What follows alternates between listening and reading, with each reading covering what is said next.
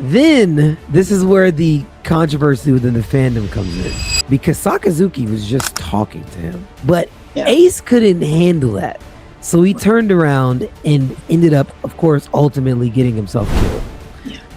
A lot of people in the fandom would say Ace's death was his own fault and he actually deserved it. What say you? Give me a minute. Makes me so mad.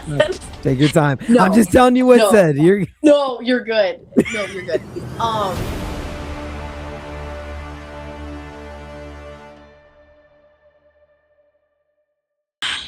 Inu, man, don't get me started on this dirtbag. I understand that he represents all-encompassing justice, but there is a key point and difference here between Kuzan and Inu, and we see it back on the island of Ohara when Kuzan is saying that someone's justice can corrupt them. Their sense of justice can corrupt them, and I fully believe that's what happened with Inu.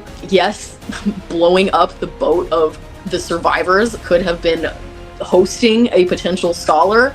Was it necessary? No. If that had escaped, no one would have been like, why didn't you blow up that boat? Like, it was such an unhinged thing to do, and then you see him in Marineford just crazed and quite literally bloodthirsty. In my opinion, I feel like Kuzan leans good, Kizaru is in the middle, Inu skews in the negative. To me, that is my opinion. I think that he's clearly just very angry and obsessive. It's his form of justice or the highway.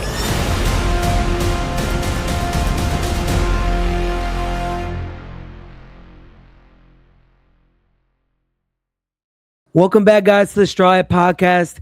This is going to be the third installment of this series here with my dearest friend, Cheddar's Books. And this is a good one because me personally, and I think a lot of fans out there in general, Cheddar's, you'd be able to attest to this. We've been waiting for you to get to this moment since you started One Piece. So I've been looking forward to this conversation. And I know you're probably excited to have this conversation too, because absolutely, dude, there were so many moments, so much to unpack. Yeah, so much we got to talk about.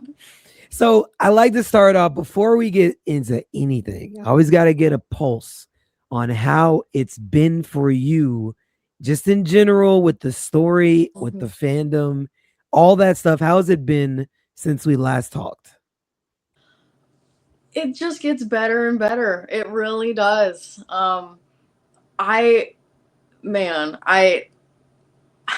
You think that you love One Piece, and then I completely understand now why everyone was waiting so intensely for me to get to Marineford. I was thinking Marineford would be around the same level as Enies Lobby, and it really is in its own way, but it's the spoiler mountain that is Marineford, having to navigate that and experience it.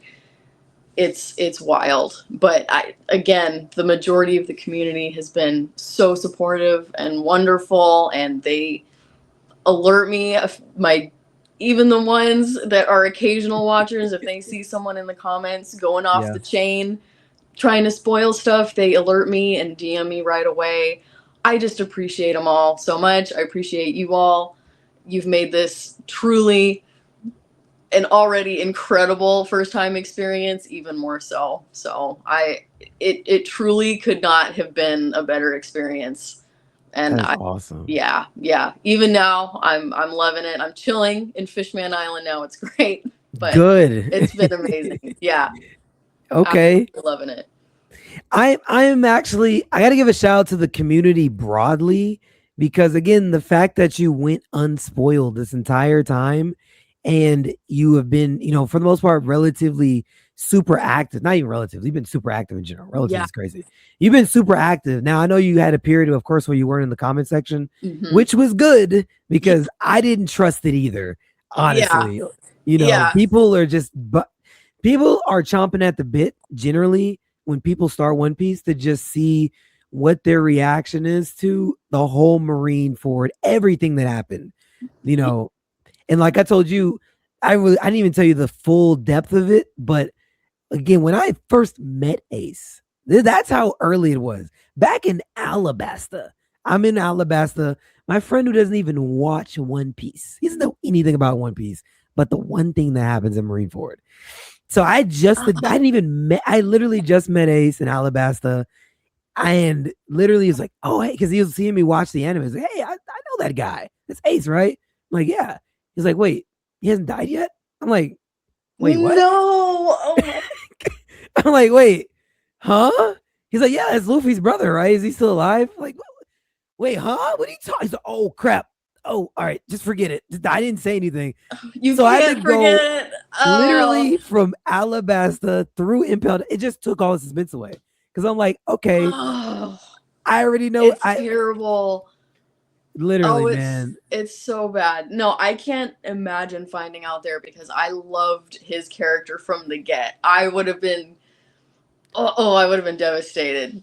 Yeah, yeah, for Oh my sure. gosh. Oh, I'm so sorry. That is why I was so like concerned about making sure that nothing happened. But my whole point is I'm just glad that you were able to go unspoiled. The general like raw reaction that you had was everything. It was everything. It was everything. It was intense. And there were a few, that were like, "Oh, okay, Mhm. hand the Oscar over. There's no way, that she didn't know." And that's totally fine. You Yeah. can't please everybody. But yeah, I was rocked. I could not. Mhm. I still can't really think about it. I mean, I linger on it too long, and I'm like, I'm saving it for this conversation. It was intense.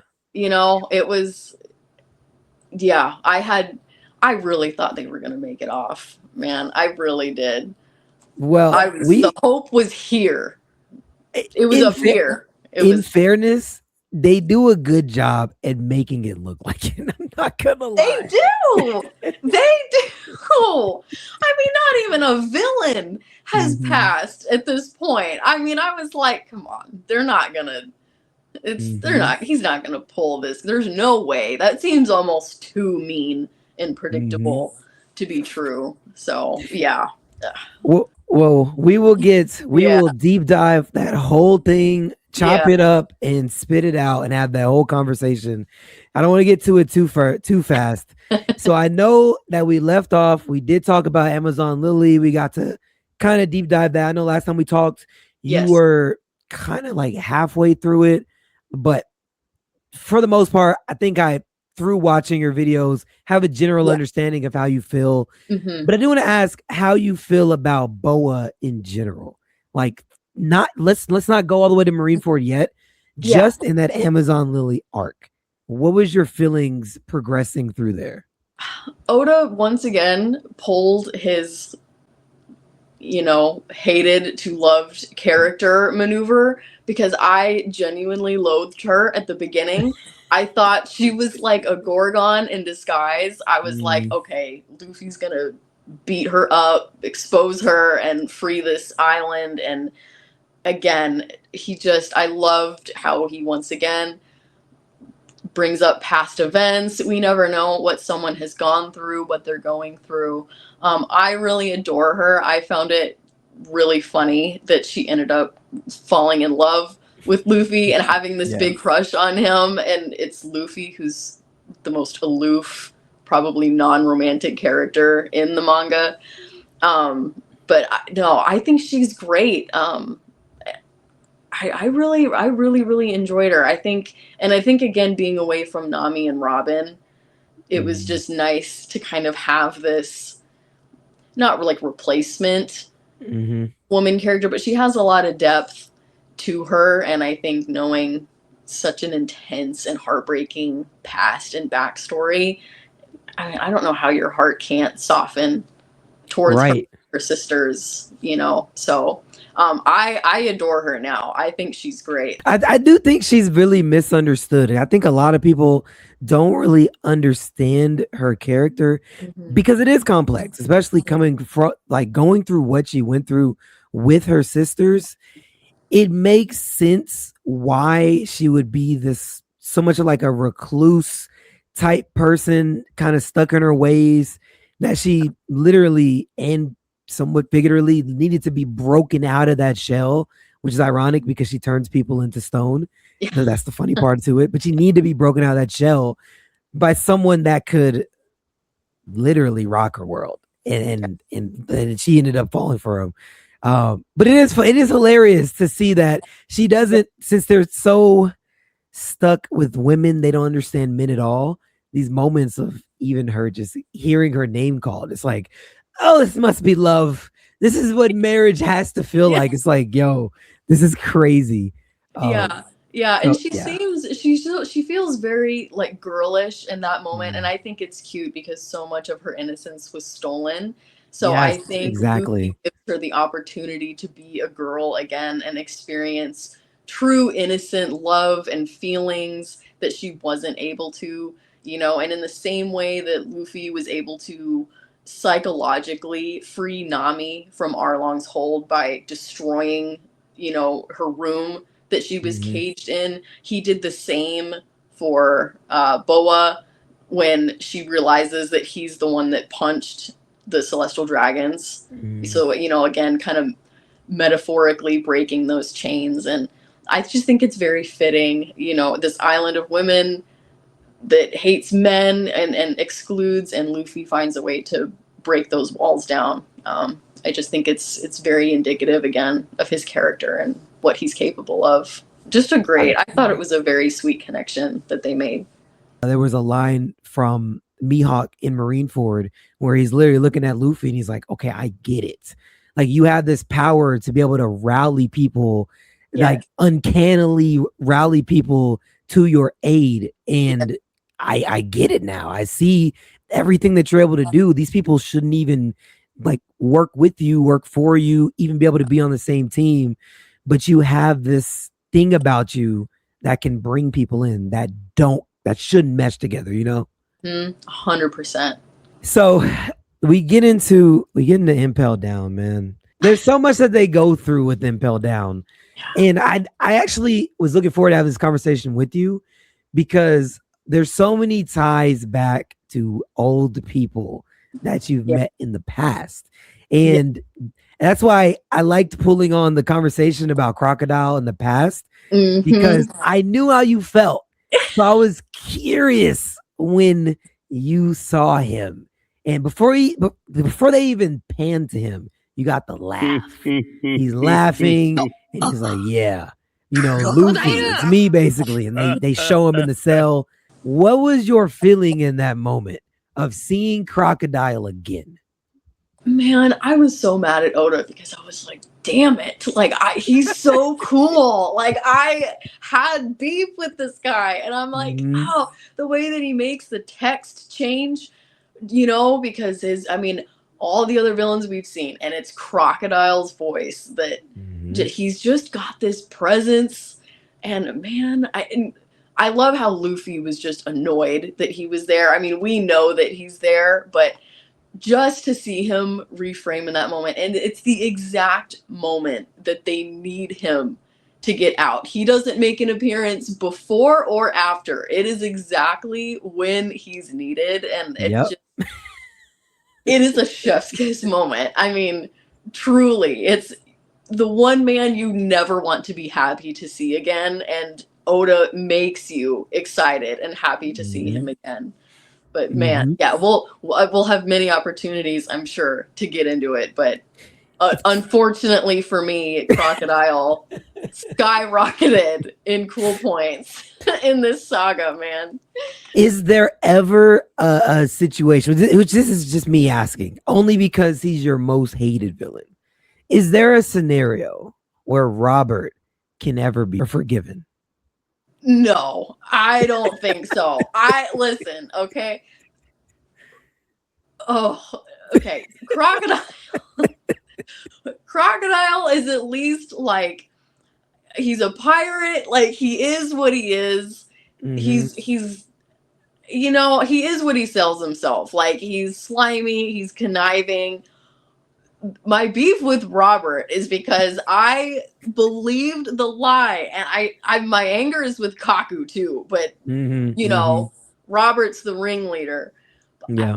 I just can't get over that betrayal. It stung. I mean, and you didn't see Robert coming in to chip in and help any of his previous.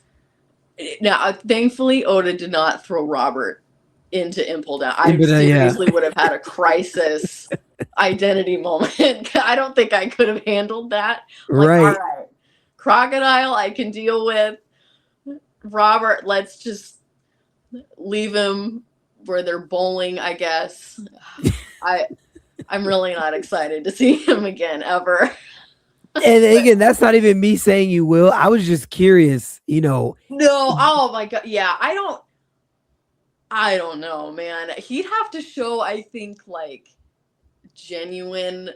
I know, because I don't think he's capable of showing remorse. Like, he's that confident, I think, in himself. Like, he just is who he is, and he won't apologize. And Crocodile is the same way, to be fair. But I don't know, man. I think it was the difference between, Lucci and the shipwrights were loyal henchmen to, Navy government rats, and Crocodile is Crocodile. I mean, he's warlord, mob boss, crime lord. I mean, he's about all of the above on the crimes against humanity here. The list just goes down. So I can't really, if he's going to be bad, at least he can be bad for the right side in this case. So I'm like, all right,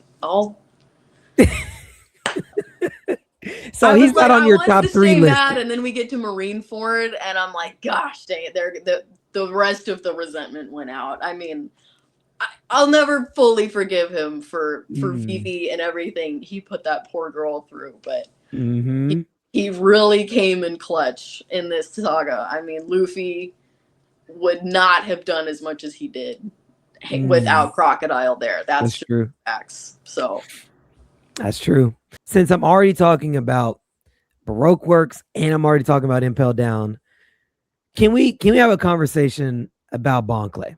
Let's give a segment to Bon Clay, but I want to know your full feelings though when we first saw him in Alabasta. Yeah, because that's actually not something I asked you about, and I wish I had. That is true.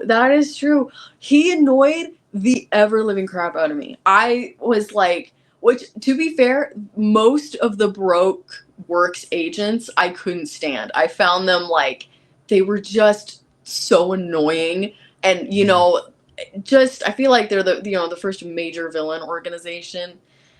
But I think I was mad at Bon Clay because I couldn't tell if he was nice or not, because they have that first introduction where they kind of become friends, and then he's like, "Oh, surprise! I work for Crocodile," and you're like, "Wait a minute." But I did actually like the battle between him and Sanji and how they found respect, as mutual adversaries, and then of course at the end, when he sacrifices himself so that the crew can escape the Navy when they're trying to leave Alabasta, that was a great moment. When he really considered them friends. But I still wasn't, I was like, wow, all right, that was a decent Bon Clay moment. And even then, the comments were like, decent. Don't disrespect Bon Clay with saying this was decent. I was like, where is all of I was like, I mean, that was a cool thing, but I was not understanding of all the characters. These comments were like, don't you dare disrespect Bon Clay. And I fully understand now. I am with the program. Oh my gosh, it was so good. Oh, he's such a good character. So initially, obviously didn't like him, which is a normal response. I've actually heard some people like, oh, I loved him from the beginning. It's like, wow, okay, you're the anomaly, because me and mostly everybody would agree initially in Alabasta. I was like, I mean, thank you, I guess, but like, I don't know. Yeah. But man, his showing in Impel Down honestly should be studied, because especially to where you are right now. Yeah. This could be a hot take, and maybe it is. But Bon Clay's showing has to be one of the biggest showings of loyalty to Luffy in the series. There Hands. are some that rival it, but Yeah. I guess let me ask you, which one would you say, at least between the nothing happened moment with Zoro and what Bon Clay did in Impel Down, which one would you say is like, this is the biggest showing of loyalty to Luffy? I think I'd still have to give it to Zoro just because he's the Straw Hat. He didn't want any credit. I think that was such a significant moment, and I think the fact that it was Zoro physically saying that he laid down his dream, right? Nothing would get in his way, and he was ready to end his life in order for Luffy. But I mean, Bon Clay really does the same, and Bon Clay isn't even a Straw Hat. I think it's really two examples, right? It's Zoro has the utmost loyalty as a crew member, as a best friend, as as a follower. He's got his captain, and then there's Bon Clay, who's somebody that was alone for a long time that Luffy extended his hand in friendship to.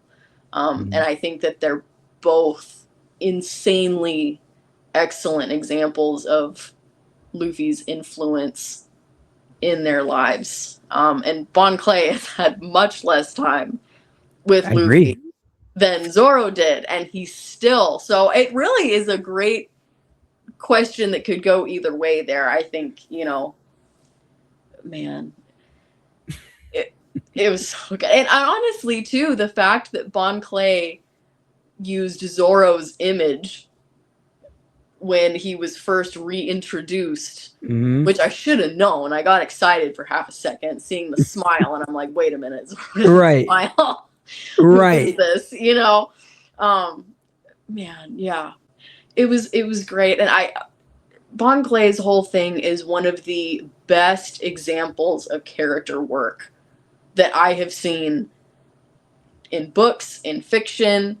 Wow. And the fact that he was able to do it in a single arc is absolutely jaw-dropping and amazing. I mean, of all the characters, I've had many characters where I'm in love, not in love. I go from hate to love, but I feel like Bon Clay specifically, you really you see the growth happening with every single panel. And it's amazing, and it's very moving, and it's very emotional. It's very obvious why he had such an intense following. I love all the comments I was getting where, if no one's got my back, I know Bon Clay does. Facts, yes. He's a ride or die, he's that guy. When you've got nobody, Bon Clay's got you. First off, that's high praise coming from you. You read a lot more books than I do, so I don't even want that to be swept under the rug. That's a big deal coming from you with all the characters that you've seen and read from. And I totally agree. Bon Clay is such a interesting character, especially because of the fact that he didn't even know if like Ivankov it really existed. It was kind of a myth. It's like, I just need to try to get you to this figure that I believe is here, but I believe they exist. I don't know, but man, look, I'm going to drag you through the snow and I'm going to try to fight these wolves off and we going to figure it out. And literally, he came back to save him. And I know this was in the anime. I didn't read this part in the manga. It probably was in the manga as well. I'd imagine it was. When Luffy is thrown into the cell in the freezing hell area, and he's got the other prison mates in there, and basically they're talking to him. They're like, oh, why do we got to be in this room? We got to watch him die. I don't want that. Yeah. And they're basically kind of talking to him like, I don't know why you're here to save people, because nobody saves anybody. Basically, it's every man for himself in Impel Down. I don't even know why you would enter with that stupid dream. It's crazy. Right. And Bon Clay comes and helps him, and he's literally like, look, I'm helping him because he's my friend. I don't really need a reason. He's my friend. What else do I need to say? And it's like, man, the switch up like that quick, because Bon Clay I guess, got respected from Luffy and accepted from Luffy through Impel Down that quick. You're like, yeah, I'd give my life for this guy. You know, it's Monk. That's why people say he's in there. He's in your corner for sure. Yeah, yeah. And I guess I forget because it's not just, he doesn't, I mean, really, he saves Luffy's life. It could be argued 3 different times, or he saves Luffy 3 different times because he helps him get to Ivankov, and then he helps rally everyone to cheer for Luffy when he's trying to defeat the poison. And then, of course, at the very end, when he stays behind so that the gates can open. I know! It just keeps going! I was crying at the end of Impel Down. I was like, you've got to be kidding me. Like, enough, you know? Like, it just kept going.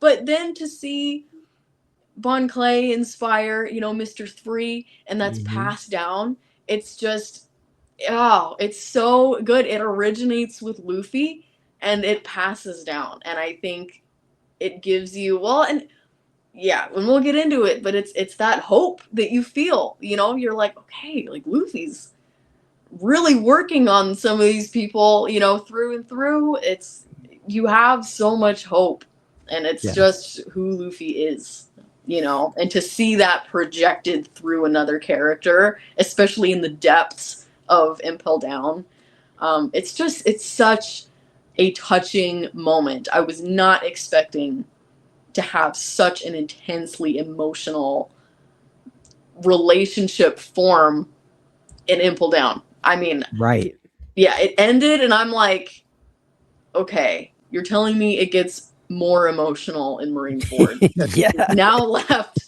this unofficial Straw Hat in the depths, you know, such a great bit.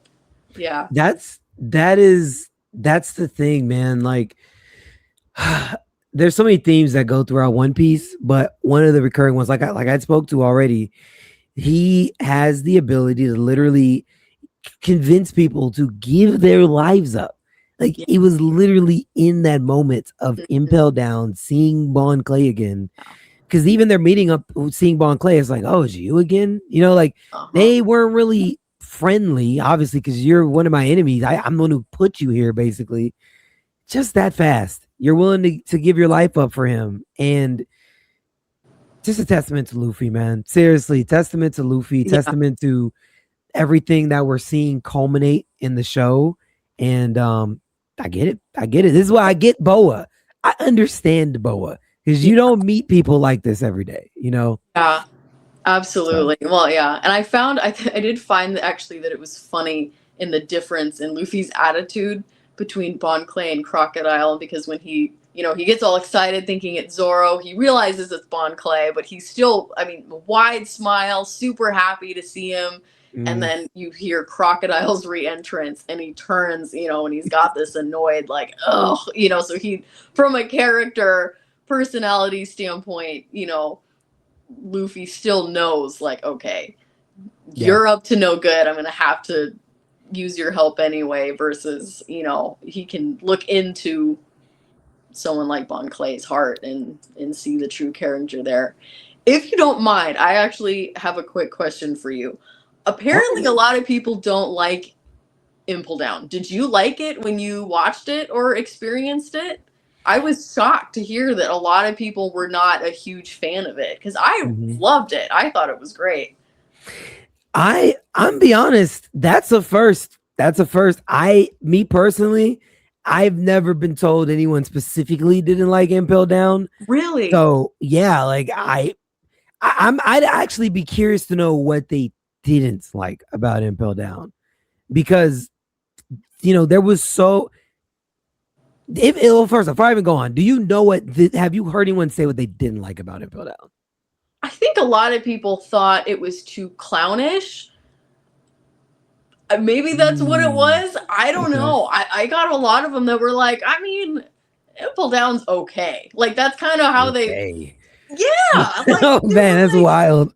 Yeah. I mean, you know, even on I did a rankings of the pre-time skip arcs, and people were like, oh wow, kind of surprised Impel Down's in the top 5, and I'm like, where else would you have it? It was so good. So Yeah, I wanted to ask you and see if we were on the same page with it, because I'm like, I thought it was cinema. I mean, I loved it. I thought it was great.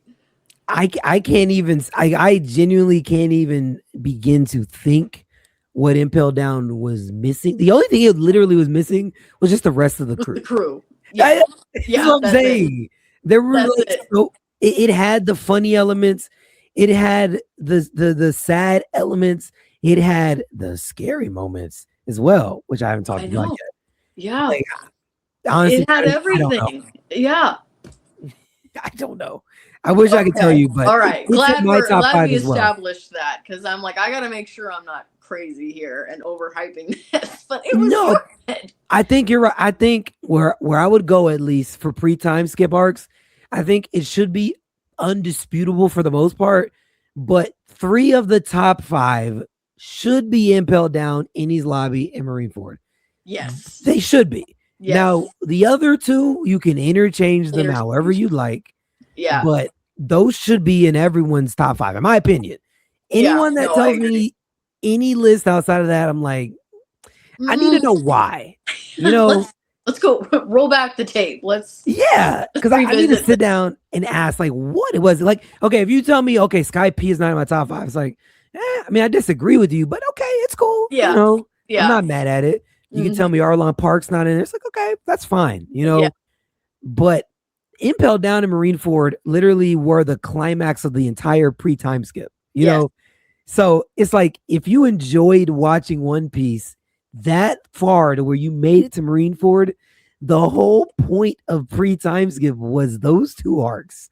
You know, so it's like, yeah, I mean, tantamount. It was, you know, I mean, so carefully, well crafted and planned out.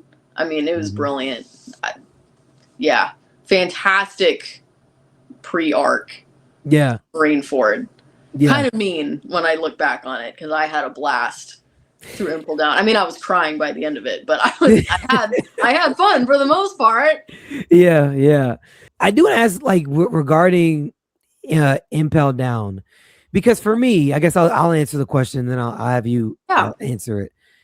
Me personally, I did see Innie's Lobby, and I saw how far Luffy was willing to go for his friends, family, various stuff like that.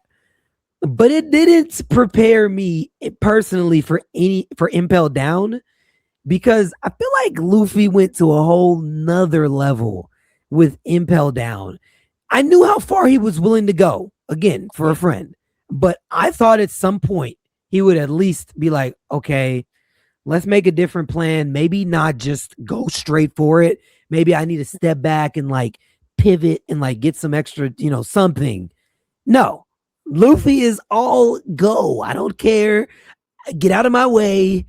Hey, I'm gonna bust through that wall. Get me to the level. Did Innie's Lobby prepare you? Like, did you already expect Luffy to go this far, or was this kind of unexpected for you as well?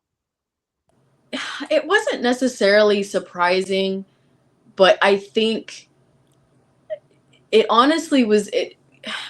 First of all, I will say, like, the countdown element to Ace's execution added a whole other level of like suspense and frantic desperation. I think Luffy was so confidently set and determined on getting Robin back, but it didn't feel quite as frantic and desperate as it does in Impel Down when he's trying to save Ace. And I feel like it's because he's already lost his crew at this point, and like Ace's timer is running out. I mean, he is just not caring about anything. I mean, and it's I feel like Luffy copes with insane optimism, and this was like full burner on it, you know, and we learn that it doesn't work that way. You know, it doesn't, he can't just power through using the same tactics that he has.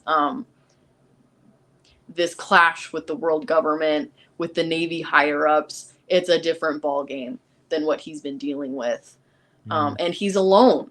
And while he's able to rally these previous villains and prison people. No, I was shocked, and I think I was more surprised too about the levels of Impel Down itself. I mean, I knew it was a bad prison, but with every level, I'm like, how on earth is this legal? I mean, clearly the ones who are in charge make the rules, but I was Yeah. like, holy cow, I wasn't expecting it to be that bad. So I don't know. It was not necessarily surprising, but it's sad because you see this kid that you love and he's tearing himself apart, literally trying to do the impossible. And I think you see these other people that are like, well, we kind of have to help him. Like, we feel bad that he's doing this, you know. Right. I think that they could sense the frailty and the fragility of his mental state kind of lurking beneath, but at the same time his ability to inject them with hope and confidence even in this state of desperation he's in. It's such a well-written, complex, dynamic arc. I mean, the emotions are everywhere. But yeah. If you had to go to Impel Down, which level would you sacrifice sitting through? You know, that's a great question. You know, I'm gonna say the monster level, because I feel like, because you're not getting starved, and all you really have to do, I think, is just sit and not escape. Otherwise, they'll chase you. I can't remember if they had them chase the prisoners for fun or not. I think they're just like lurking there, and that's their thing. Because I think with each level, if you're starved, you can't escape because you have no energy. The spike forest, you're running through that. Fire, you're too exhausted. I'm like, all right, I'll pick one where I can either sit there, or if I just want to end it all quick, I'll just make a run for it and then it's over. No long suffering in there with no food or sub-zero temperatures. They're wild. That's been my thing. Like, for the first one, like, it's supposed to get progressively worse. The first was literally spikes. Like, you can't do anything without being stabbed. It's like, maybe I was like, this is level 1.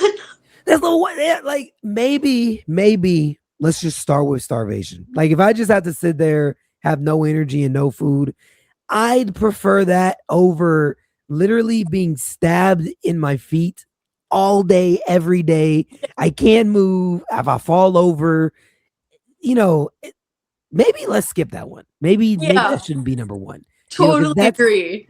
That can't be worse than starvation. I'm not gonna like starvation. I'll take that because that's a slow, painful like way to go. Right. But, like, not great. Yeah. I know. And I thought it was really funny that they put Buggy on like the spike level, which Buggy's a whole separate category. He's coming next. I thought it was so funny that they put him like on the one literally completely ineffective level. I mean, it's not gonna hurt him, but he jumped down into the thing and he's like, oh, what is this? I'm like, are those metal trees? And they're slicing and dicing the guys down there. I'm like, all right, this is gonna be a wild arc. The intro. Literally. We are in for a ride here. Crazy. So with Buggy, right? How did you feel about the element of Buggy and Mr. 3? Because it sounds like from what you told me about the people that didn't like Impel Down, they probably didn't like that piece of it, which I thought was the best like dynamic. My favorite bit. Yeah, it was so funny, so funny. This was like peak Oda humor, honestly. What this and like, I mean, Thriller Bark, Skypiea, I think those are really good. But I mean, it was hysterical, and the way that he draws Buggy's facial expressions, you know, and when they plan to go ditch Luffy, and then he'd be like, all right, guys, thanks for supporting me. And they're like, oh, we feel so bad. You know, it was so hysterical. It was the perfect way to like kind of undercut and go through some of that major tension that you're feeling and have a laugh. But man, I was still upset with them. Like, I know that they're not gonna like magically transform into good guys, but I was still like, don't leave him, man. Like, don't abandon him. But the way that he just kept bringing them back together and making it this conglomerative, wacky alliance, it was so funny. I did not think I was going to be happy to see Mr. 3 again either, but yeah, exactly. You just never know, man. Yeah.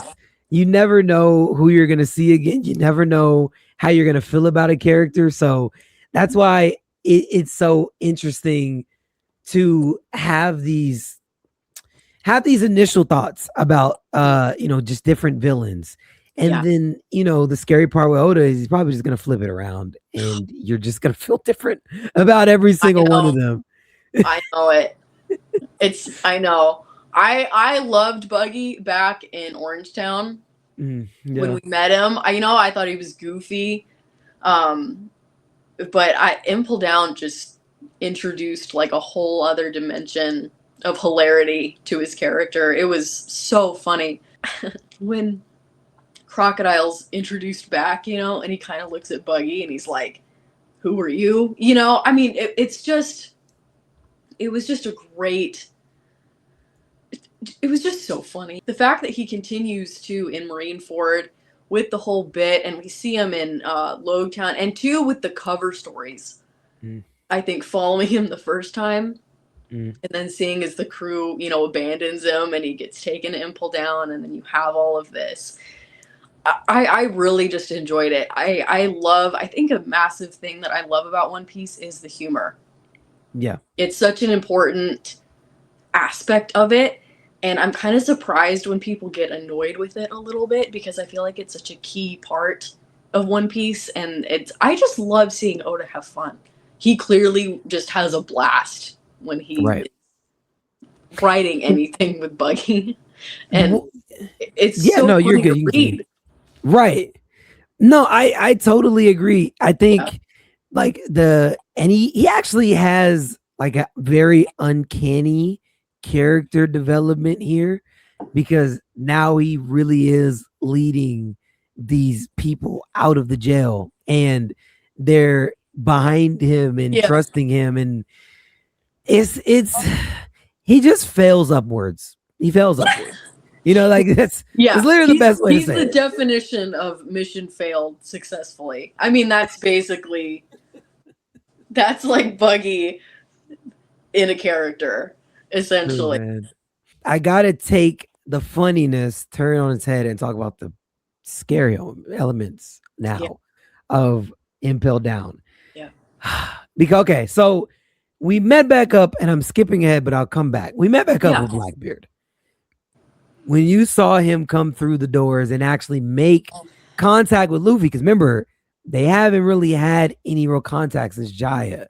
So now they meet again, but now it's on different terms, because we've already had the situation with Ace. Now we saw that had happened because of Blackbeard, and everything has transpired since then. Yeah. Tell me your thoughts about him being reintroduced in that way and Luffy actually meeting him in that moment. I was so livid. I was so mad. I was so mad. I think in one of my reactions, I was like, if Blackbeard shows up at this prison, like, I'm going to be so mad. And then it just cuts and I show the panel of him showing up. I was so livid, but I did genuinely think that he was there for Luffy, and I was very caught off guard when he wasn't. Listen, okay, Blackbeard is reaching like Robert Lucci status for me, but the difference is that I know I'm not letting myself like hate him fully, because he is a really good villain and he's a very complex, nuanced character, and I know that Oda has some major plans with his character, clearly, but it just was such an ill-boding sign. I think more so that he wasn't there for Luffy, and the fact that he makes the statement of, I'm going to put on the greatest show the world's ever seen, and you're like, dear God, what is this dude planning? Like, it's just sinister. It spells sinister. You know, the battle with Ace and knowing how that went. The fact that Shanks went to Whitebeard and was like, bro, call off your dog. Like, he's not ready for this. He gave me the scar. Like, he's bad news. It wasn't great. That after, and then I think, because it happens, that's on his way out, right? As he's getting ready to, so, you know, there's a lot of intense feeling. Yeah. You have this bit with the warden, and then, you know, Ace is gone, and then, oh, Blackbeard's here. Okay, but he's not here for Luffy. Yeah. Yeah, we'll revisit Blackbeard in a little bit, but I was not, to say the least, I was not expecting anything with Blackbeard on the scale that he was involved with in this. I had no idea. I think it was good that they both got to trade blows. Like he got one hit, he got his hit in, Luffy got his hit in, and then thankfully, another element that was added into Impel Down, Jinbei was there to be able to stop Luffy from doing too much, which again is a recurring element in Jinbei's character. I hate to even switch because I know I'm bouncing around, but there's so many questions about Impel Down. Let's talk a little bit about Jinbei. We'll go back to Blackbeard, but we got to talk a little bit about Jinbei. Before Marineford, though, just Impel Down, what was your feeling meeting him? Because there was other people that were in that area too that were locked up on that level that were like, yeah, I want to save Ace. Come on, like, let me free. I want to save him. But Jinbei was like, look, I did this for a reason. I pushed against them. That's why I'm even locked up. Yep. I really got I have a relationship with him. Yep. So let me free. I'll help you. Did you trust him at that time? Or were you kind of instantly? Instantly. I saw Jinbei's face and I'm like, I love this guy. I immediately loved Jinbei's character. And I don't know if it's because he reminded me a lot of Mr. Tom back from Water 7. Yeah. But I mean, just immediately knowing that, you know, he was one of the 7 warlords and he was in Impel Down because he refused to go to the execution. Yeah.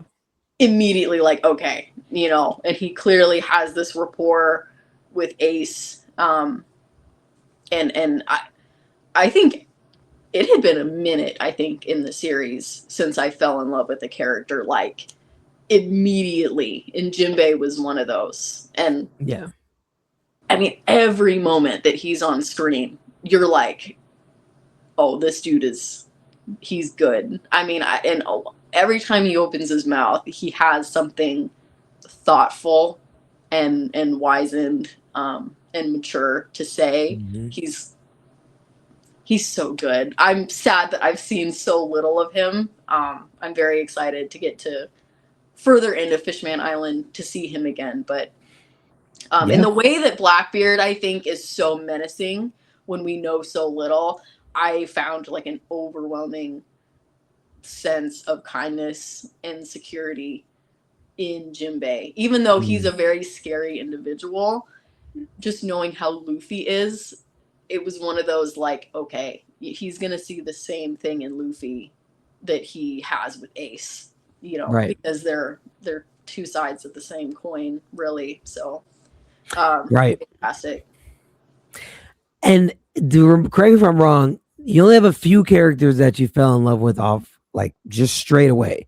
I know one of them is Robin. I remember that explicitly. Yeah. I'm assuming, I didn't ask you, but I'm assuming that other one was Luffy. Yes. Okay. And then, is there anyone else that I'm missing outside of Jinbei? Because that's a pretty exclusive camp now. Yeah. I'm going to make people mad with this one, but Usopp. I loved Usopp from the get. Yeah. You're going to make some people mad. I know. Listen, I'll Wow. stand on that hill. Wow. Yeah. And I'll defend the Syrup Village arc too, because I enjoyed that arc. And I know a lot of people don't. Wow. Yeah. Yeah, Syrup Village is definitely at the bottom for me. It's at the bottom for me. I know. The villain's goofy. I get it, but I am an Usopp defender for life. I don't know. I just felt I'm like this is a kid who's hurting. What happened with him? And I just love him as a character. But I'm trying to think. I'm still fully, warming up to Brook. We've still been with him for such a short amount of time. Oh, yeah. and Sanji. I can't forget Sanji. Okay. I also, when he gave the plate to the, rival pirate. Yeah. The beginning, I was like, okay, he's gonna be a character. So, and I love the others, obviously. Yeah, for sure. I think just the initial, I don't know, those are the initial, like, usually if there's something deeper there, I think Luffy is the only character surface level that's like, you naturally just like him, and that's his character. You don't need to necessarily know a lot about Luffy to love his character, but I think with Sanji, Robin, Usopp, all of those, there's a lot of hurt and intensity in their characters that they kind of mask. Mm-hmm. I don't know. I have a soft spot for those characters. Hey, look, you're good.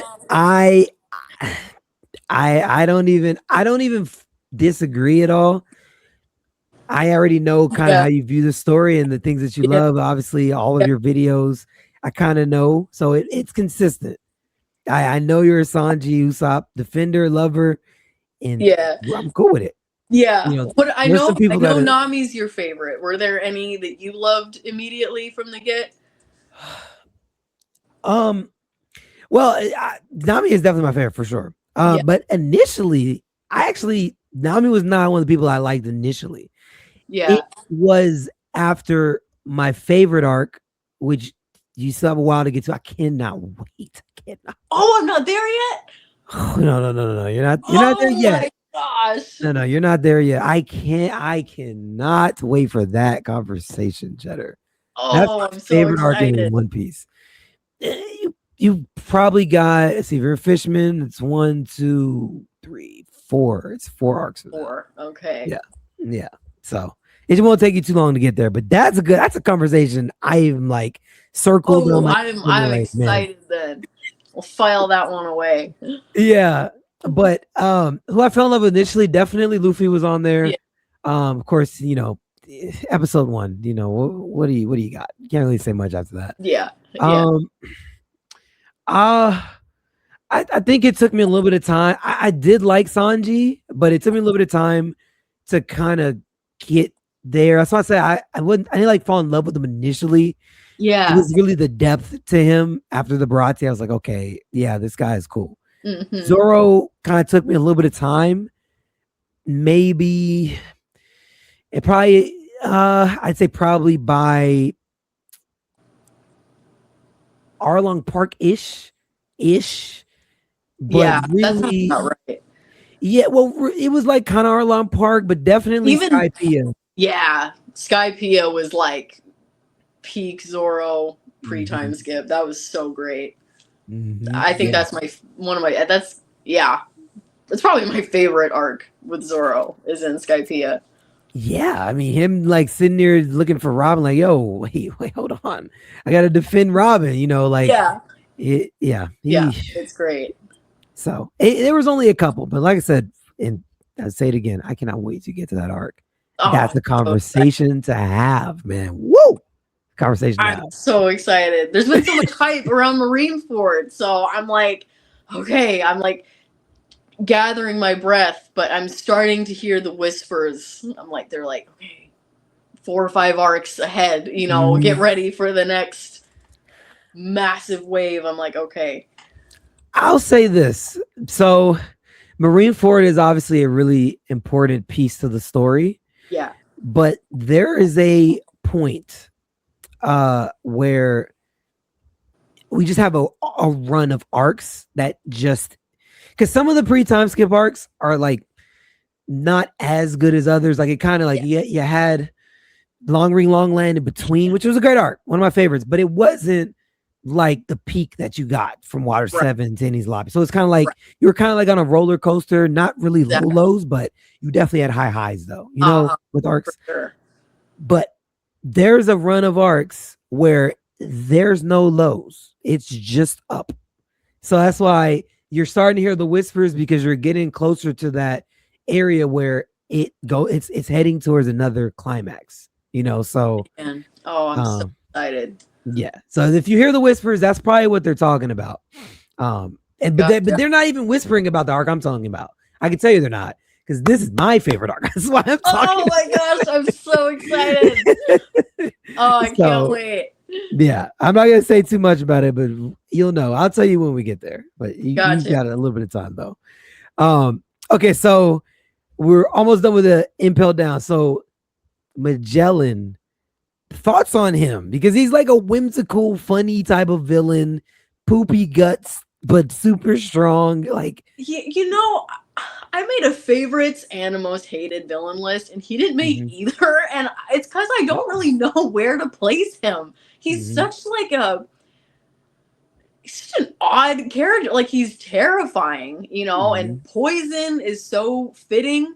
But like, then him like going to blow up the bathroom for 7 hours, like, you're like, what is going on? Like, I feel like he's the perfect encapsulatory villain for Impel Down, where you have this constant back and forth whiplash of laughing, and then, you know, you just have a pit in your gut.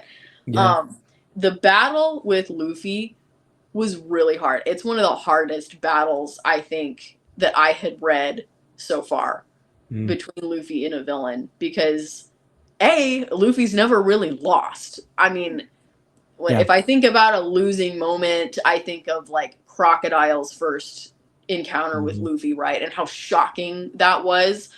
But that was more of like a shock factor. This was like, this kid is desperately trying to get down to Ace, right? And then to just see him defeated, not able to do anything, and the agony that he's in, it ripped my heart out. It was so hard to read. So, you know, he does his job as the warden, you know, but you're like, oh, like, really? Like, blow up the bathroom guy is soloing Luffy right now? Like, I feel like it took away, I don't know. I was so much back and forth. I was like, okay. Yeah. At this point. Yeah, I mean, it was crazy if you think about it. He took out the antagonist and the protagonist in the same arc. He's pretty terrifying, like crazy. And they didn't actually beat him. They just got away, you know? So like, yeah, I don't know of anyone that was inside of that jail that really could have actually beaten him. You know, that's crazy to think that this guy who's just confined to this building, oh, you think that the levels that you're on are scary? Try getting out one of those cells. I promise you, I'm scarier than any hell that you're staying on in any of these levels, because I'll poison you and you'll just die a painfully slow death, you know? Yeah, it's terrifying. I mean, and he's got, again, like the diversity of his attacks, you know, and the different ways that he could manipulate the poison.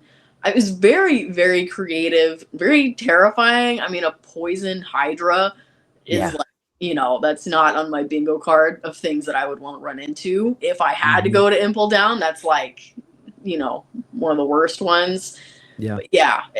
Very definitely, when he was like in his true like warden zone, it was like, okay, this guy's scary. You know, he's not just a punchline here. He's the warden for a reason. I did think his bit with his gig with the Pharaoh and the Pharaoh wanting to take his job as warden was funny.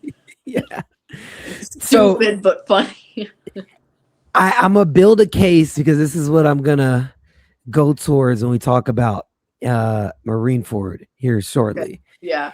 I gotta ask a question about morality, okay, Oh. within Magellan, because I'm gonna come back to this in Marineford. I'm so curious to know your answer on this Marineford. It's gonna be good. Yeah. So, but with Magellan, would you say he's a good guy or a bad guy for what he's doing?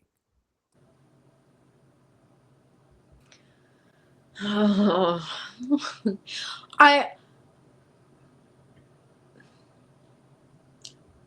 there's people who are I know the road this is going down, and I would say that he is textbook doing what he's supposed to do. His clearly his entire being is dedicated to the prison. He represents the prison. He is bound to defend the prison. So if I had to pull he's doing his job card, he is the one that I would give that to.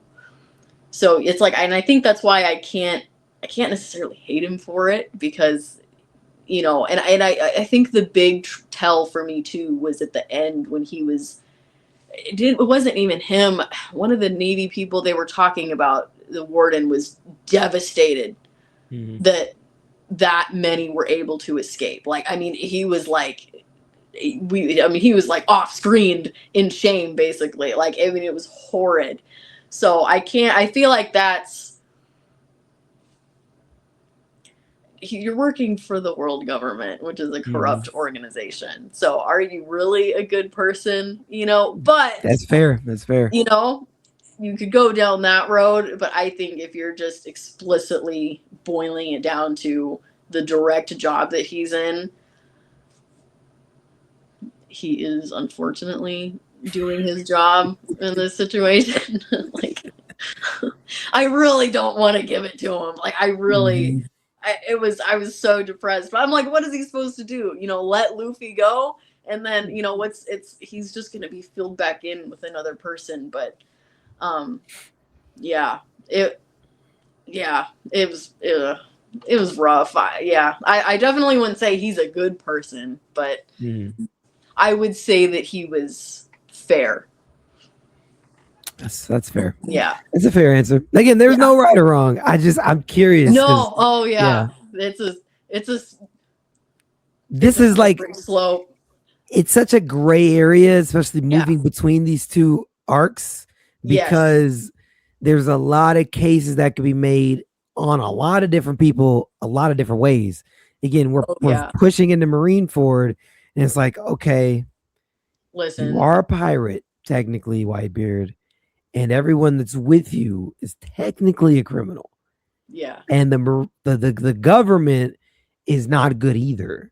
But there are some people that are on your side that are not necessarily good, because he has his grand fleet there. So it's like, you might have you as a person might be a good person, but that doesn't mean that everyone connected to you has that same view of the world and morality and family. They just accept you that way.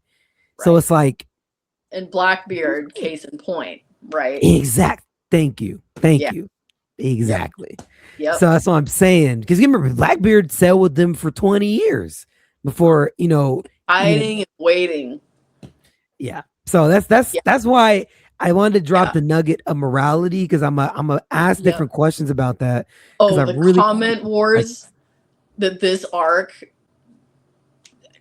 it's crazy. I mean, it's wild. There's definitely a lot of heated opinions that get debated back and forth, for sure. But it's great. I think it's fantastic conversation to have. It gets people's brains going. It healthy debate is good. A differing of opinions is good. I love it. I love it. I can talk about characters all day long. But yeah, Marineford is wild. And I think that's good too, because that really goes to how good the story is. Because if the story can make so many people see the exact same scene different ways and have different opinions about it, and everyone be right, and no one really can be wrong because it's so subjective, that's why I say you have to put Impel Down in your top 5. You can't not put it in your Yes. top 5 for that Yeah. reason. It's so complex, you know. So uh but yeah, okay. So we Yeah. got that. We got that. Okay. So and one more tack on point. I just yes, remembered the other dude that used to work in the jail who was then thrown on level 6. it's just about Shiryu. Yep. I was just about to ask about him. Yeah, yeah. So if I had to pick between good or bad, Warden would be good. This guy would be bad because he went Yeah. beyond that. Right? He Yep. was. Yeah. Yeah. Which Oh, is I don't like crazy. that guy. I don't know why they expected any different. Like they even let him out and was like, "Here's your sword. Here's your sword, sir. We know what you've done. Here's your sword. Take it back." Yeah. It's like, dude, why did you think he wasn't going to just slice you down? I know. I think it really just goes to show how desperate they were, that they're like, let's pull the one card that we said we'd never pull ever because it's that desperate. And then it literally backfired. The dude is completely nuts. Yeah. Yeah. Oh, now And then he's he walked out. free. He walked out with Blackbeard. So Oh, yeah. yeah. Oh, I have words. I have words to be said later. God dang it. Well, look, Oh, this is why we got to get to the Marineford conversation, yeah. man. Oh man, there's Yeah. so much to unpack. So we get into Marineford, and now you have seen all the admirals in their beauty, right? And you now have the Kuzan, who I wanted to talk to you about, Aokiji. I Yes. wanted to talk to you about because you've been it's kind of like a roller coaster with Aokiji Yeah. through Marineford, just in totality with Aokiji. Has your feelings about him changed? Yeah. Well, I mean, I like him the most. Mm-hmm. He's definitely, I think, the most level-headed. And this is clearly the correct take, seeing as what Sengoku chooses to do in post-war. He chooses him as his successor. I really find him a curious character, and I think that his opinions on justice are really interesting. We see a lot of different opinions on justice in this story, and I think that Aokiji is a planner, and I think he likes to see and observe how different seeds are sown, and I think that he does this to determine what the best form of justice is. And so I actually really like his character. I mean, obviously I didn't, like his part that he played in Marineford, but out of the role that the admirals are supposed to serve, I feel like Kuzan is the one that genuinely is the truest to true justice or fair justice in the sense. So I'm curious. Can you give like just a quick breakdown? Because I like that breakdown you gave of Aokiji of the other two admirals, like how you see them. So Kizaru is the most difficult for me because he's so, I don't know, he's just so unserious. I mean, he's incredibly powerful, but he just seems like he's just like the government's dog. Like he just does what they want him to do. There's no, what does he want to do? Right? Because I feel like with Kuzan, you get a lot of the questioning, you get a lot of the, he does things that you wouldn't expect. And then with Kuzan, you just get, oh, I gotta do this, or the celestial dragons will get mad at me. He just kind of, he just seems very complicit with everything, and I find it very frustrating. And I know that he is a fan favorite, and I get so frustrated with them because I'm like, I want more from his character than just kind of the casual, like, oh, yeah, this sucks, but is what it is. And then Akinu, man, don't get me started on this dirtbag. Listen, all right, I'm gonna say it. He was not doing his job. This guy is.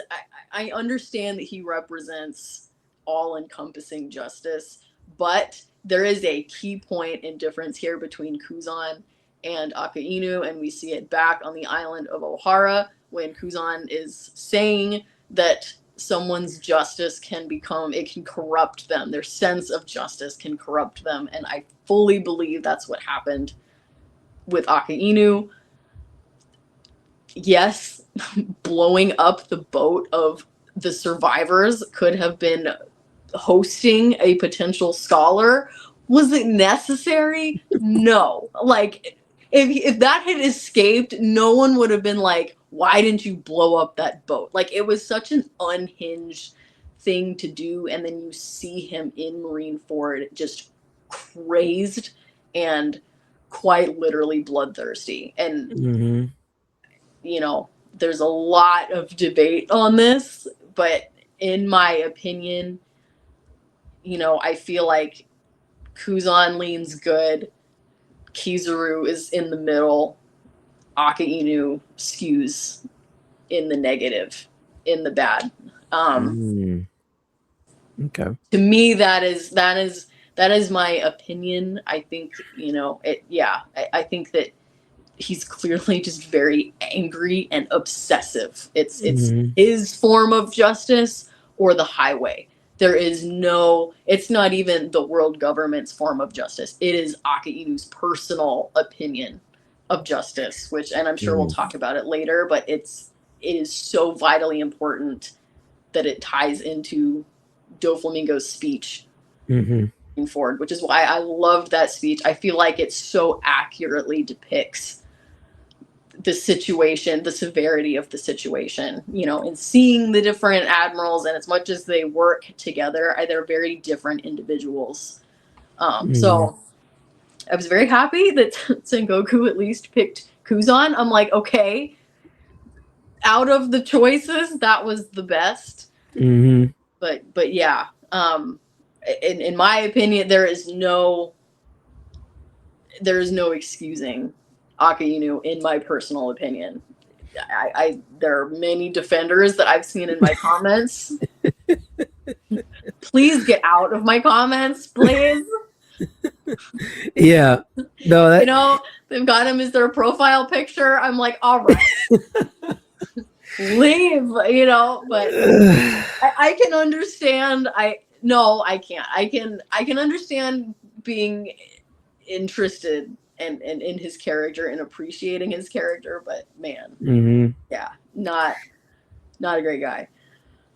I'm gonna come back to that because there's something I want to say. I'm gonna come back to that because I really, that was one of the things I wanted to hear, because I think you have a great breakdown, a great concept of the different justices and how the admirals are seen. So yes, I definitely wanted to hear that from you. Now, with that on the same token, we have to talk about Garp in this situation, because Garp also, well, actually, let me ask, how do you feel about Garp broadly? I like Garp. I do. I will say post-war complicated those feelings a bit, but I did feel for him a lot in Marineford, and I know that a lot of people do not feel that way. But yeah, I think that it was a brutal situation all around. Yeah, I don't know how far we want to get into it, but well, I'll ask. I do like his character. I'll ask a morality question for him, because there's a lot of them, but I'm asking a specific one, not with Ace yet. But with Garp, he's in like a really interesting space, because he gets a lot of flack for the Porcus de Rouge situation.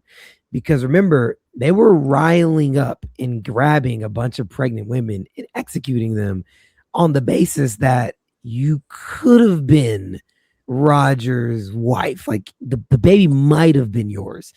And remember, this whole time, he actually knew who that mother was, right? Because he Oh had my talked to, gosh, I didn't he had, even think about that. right? He had talked to Roger, and Roger's like, hey, you watch my kid, da da da.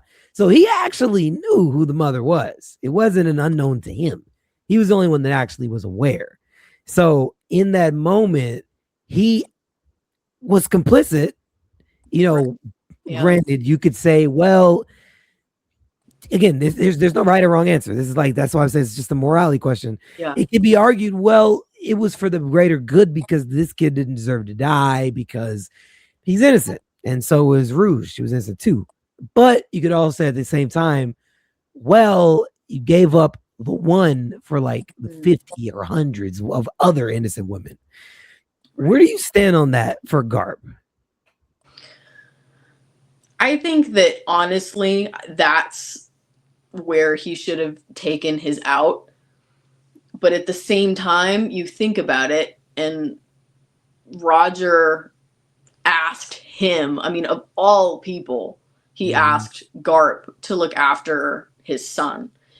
So I don't know, obviously he had to keep her sequestered, or he had to take the child and go somewhere. So if he had suddenly left the Navy, they would have been like, why are you leaving? And somehow maybe tracked or found Ace that way.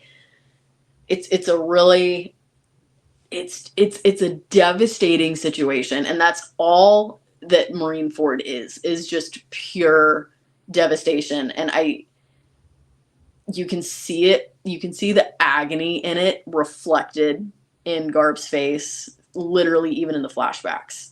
Like, clearly this has always been like a severe point, but he didn't turn her in. He didn't betray that request, and he did hide Ace. So not saying, of course, that him being complicit in any of that was right, because it wasn't. But you could also say, like, well, did he do the best that he could with the hand he was dealt? Would he took the child and hid him as the next, as the one son of the Pirate King. So it's hard. It's hard, and it's not pretty. There's right. There's no black and white. And again, I think that's why I feel for him, not in a, oh, you're a good guy, and you did everything right.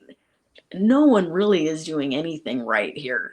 I think it is a result, unfortunately, of the world that they're in, and these two sides. But I feel like my opinions on Garp are going to get more complicated as the story progresses. I will say, though, I mean, just initially in this arc, I did feel very painfully for him, because you could very clearly tell that he's being split apart between family and duty.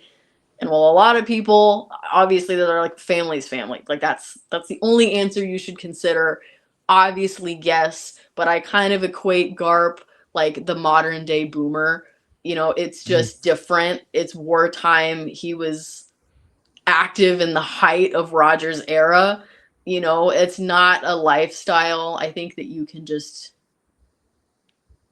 disregard easily. It's not a way of life that you can just stop and let go of. And again, realistically, you're like, okay, well, what would have happened if he just let go and fought? How much good would it have done? I don't know. I will say my biggest question is, if they were fighting, if Ace and Luffy became Navy men, and they asked him for help, or they were fighting one of the 4 emperors or something like that, would he come to their aid? if they needed him. You know, if he wasn't supposed to go there for a reason or something like that. My other Mhm. question is, Ace never asks Garp for help. Right. I wondered what would have happened if Ace had asked Garp directly for help. Mm. Mm. Because Garp and Luffy are related, and Luffy didn't help Nami until she asked for help. And I Right. just wonder if Garp has that same, you know, I mean, Ace didn't even want Whitebeard Right. and his people helping him.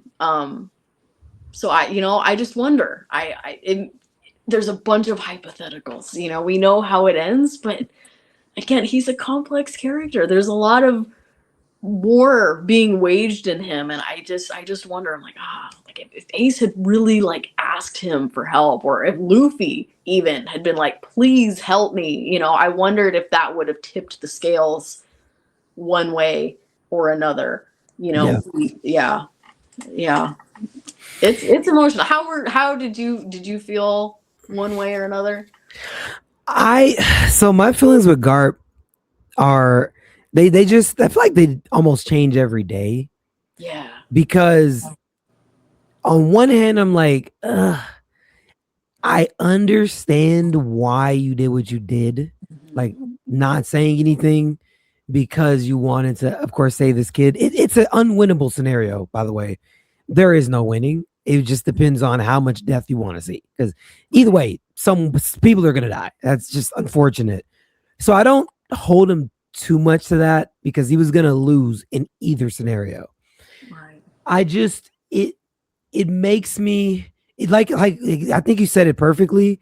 The duty versus family aspect, it really is so murky because Mhm. it's like you took the strong stance to get him into this world and allow Rouge to birth him. But then it's like he's here and you don't keep him alive. You don't like make an intentional decision to keep him alive. So then Exactly. it makes me feel like, well, did those other women just die in vain then? Because they were innocent. So I could hear the case of like, well, he's alive and like he was able to live a prosperous life, but like you were sitting kneeled next to him and it's like, okay, obviously I didn't kill him on the execution platform. Fine. You know, he got Akainu later.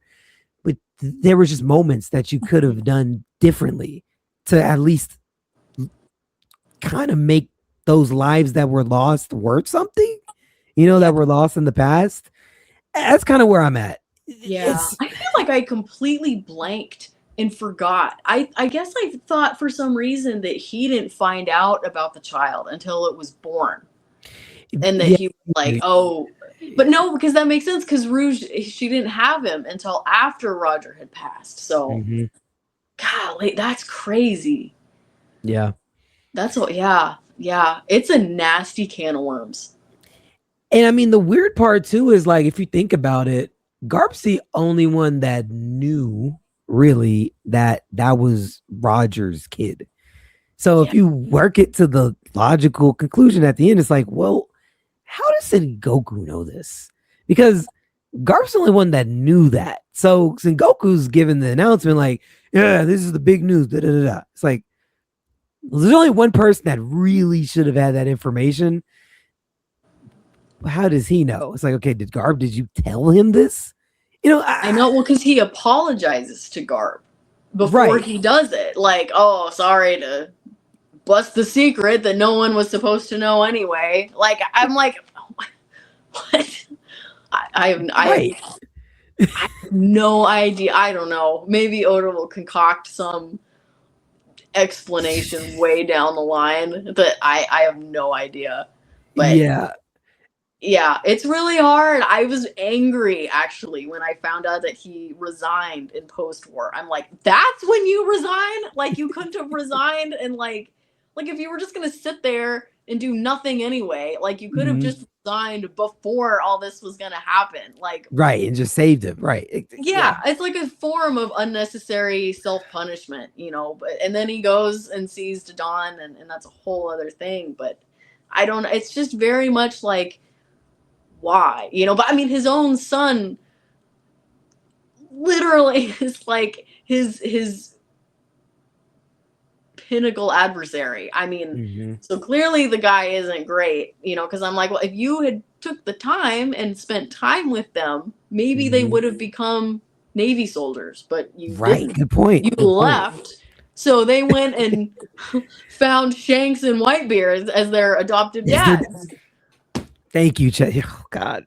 Yes, thank you. Because it's like you can't. You dropped them off with criminals, basically Yeah. mountain bandits, and it's like, hey, raise these kids to be good Marines. Like, yeah, okay, they had a bandit adoptive mom, and then they had pirate dads that stepped up. I mean, Garp really did nothing except ensure their secrecy and survival. But even then, we learned that again, Sengoku knows about Ace's lineage, so it's a really I don't know.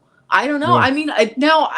I mean Whitebeard knew that Ace. Whitebeard didn't know. Whitebeard knew. Yes. Do you think that maybe Blackbeard knew, and then when Blackbeard became one of maybe he turned Ace in when they had the battle? It's okay. This is me speaking from the future of where we are.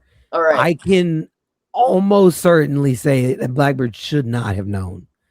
Just knowing where we are and what we've seen within the manga, I can almost 100% say that Blackbeard should not have known unless Whitebeard told him. And the rest of the crew. But remember, Score didn't know. I mean, that was the whole thing, that when Score stabbed him, he's like, you knew I hated Roger. And, you had him on the ship. Ace was on the ship. And this was his kid. You knew I didn't like Roger the whole time after Score had stabbed him. So, some of his division commanders didn't know that was actually Roger's kid, So, man, it's possible, but, I can't say for sure. The only one I can say almost certainly that Blackbeard should not have known. That's the only thing I can say with almost certainty. So dang, that's crazy. Well, yeah. It's really, it's like the butterfly effect. It's what if this had happened? Yeah. What if Garp was more present? What if he did help Ace? It really makes you wonder. And I think there's so much devastation in this arc that people look for someone to blame. And I think that Garp gets a lot of that for an obvious reason. But it's not black and white. It's not as simple as he should have done this and that because it should have turned out this way when we don't know that. Yeah. Really complex character. Yeah, it is. Yeah. So we're in Marineford, and Luffy is able to get him off the execution platform. Yeah. Well, actually, before we get into that, Mr. 3 steps up and saves the day with the key to be able to get him unlocked. Yeah.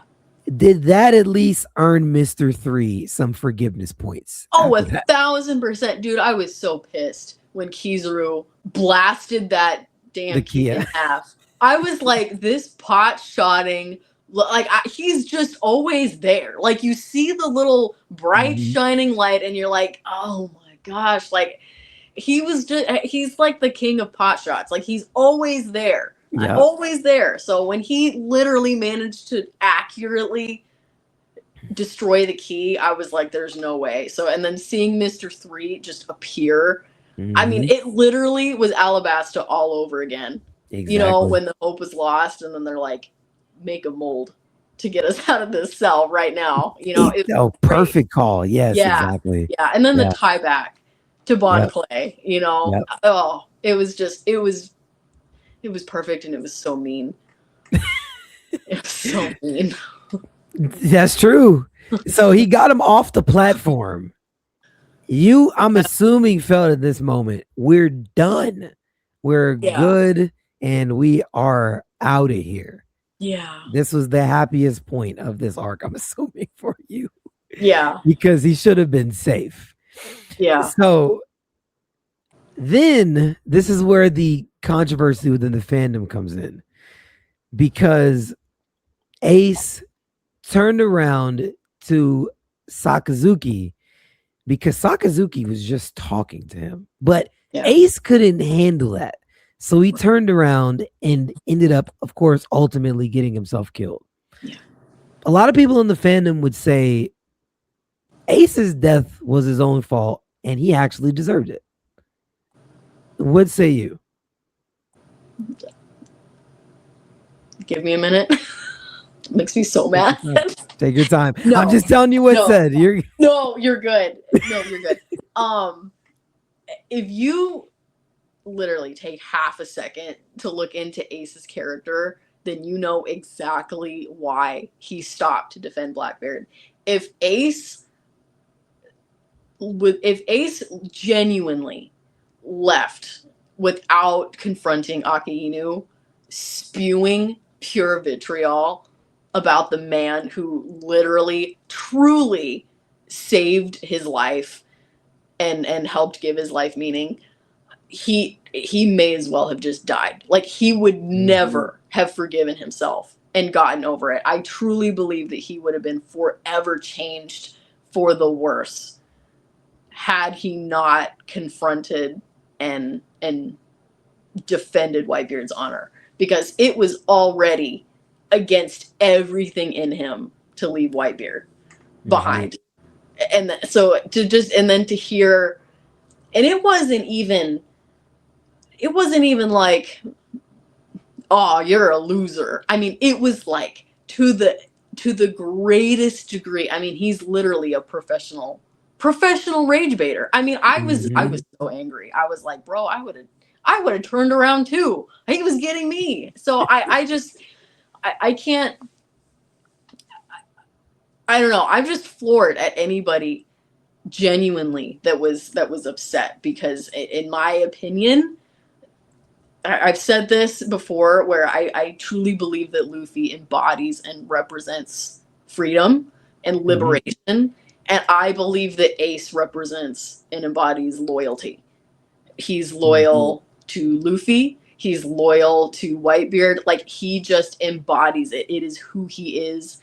So to run away, to turn tail and run from the man who's, literally degrading and defacing this man that he is so loyal to, it would have gone against his very character.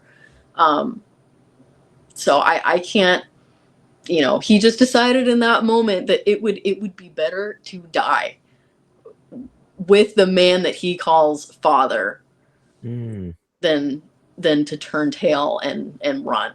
He's not worthy to be a son of Whitebeard if he flees, in that moment. So was that moment with was that the moment that you were like, Sakazuki's just unforgivable, or was it before that? Because there's a lot of things he did. You could start at Ohara, you could go to him killing the Marine that ran away. You could go to the Ace thing. You could even go further than that, Whitebeard. Yeah. At what moment were you like, I'm had enough? I'm done. He's unchangeable, unforgivable. Nothing that could go on could save him. Well, it's the O'Hara moment was so shocking on its own. I mean, you're sitting there. I mean, when I saw that panel, I was like, my jaw was on the floor. Like, I couldn't. That was such a massive show of. It goes past cruelty. It's an unnecessary show. I mean, that one act is what makes Kuzan be like, all right, girl, get out of here. Like, we got an eye for an eye here. Like, that's really bad. I'm so sorry. Get out of here. I mean, so to make another admiral let a scholar leave after that, it's so unnecessary. And then, when he starts spewing it's such a, it's not even rage bait. Like, it's pure hatred. Like, it's like, dude, what is eating at your soul so severely that, like, this is clearly your inner dialogue. Like, you are, and the fact that he managed to trick, I forget his name, but the one who betrays Whitebeard. Oh, Scored? Yeah. Yeah, you know, I mean, he went as far as to do that. He's very conniving, and I don't really know what his end game is. It's like, okay, it clearly doesn't end at just eradicating pirates because you're killing Marines. I mean, he nearly killed Kobe. So it's like, where does that line, where do you draw the line? It's wherever he wants to draw the line. And that's a very dangerous thing, Hmm. especially when it's someone who's that powerful. Hmm. It's a really bad, like, dog, why this guy, why did you make him an admiral? I mean, he's powerful, but he's very, very, very dangerous. So I'm Hmm. just, again, I seeing how good of a man Whitebeard is, and then hearing all of that pour out of him, it's just gross. I really couldn't stand to read it. And if I couldn't stand to read it and hear it, I can't imagine how Ace felt Mm. having to listen to it. So, you know, Mm. I think people need to just, I don't know, take a step back. Maybe I'm just too sensitive for this. I don't know. I'm like, No, man, you're I would good. have been upset. I was so devastated. But Hmm. I love Whitebeard too. I mean, listen, Yeah. listen. We talked about Bon Clay in Impel Down. Whitebeard, Marineford belong. I mean, as much it belonged to Whitebeard and Ace both, but Hmm. I was not expecting to come out of Marineford loving Whitebeard the Yeah. way that I did. I mean, just two opposite men, really. I feel like Whitebeard and Aki Inu are it's you know, they're the antitheses of each other. No, they really are. Like Yeah. I think you hit it right on the head because you could parallel like two different situations of betrayal, I guess, in the middle of the war to the one where the young Marine was running away from the battle, and Sakazu's like, "What are you doing? Go back." He's like, "Look, I got a family. I can't do this anymore. I'm too scared." He's like, "All right, I'm just gonna melt you real quick," and Yeah. he literally just burned him to a crisp. That was his version of betrayal. But Whitebeard had his version of betrayal with Squard, and Yes. Squard was actually convincing the Grand Fleet around the ice, like, "Wait a minute, are you really? Is this true? Like, you're actually like sacrificing us?" And through all of that, he didn't even get mad. He just hugged him. Like, you Yeah. just stabbed me, and you literally are working for the other side. Look, man, I get it. I love you. You're still my son. You made a bad choice. Let's go get him. Yeah. That was such a top tier moment for Yeah. Whitebeard, man. Yeah.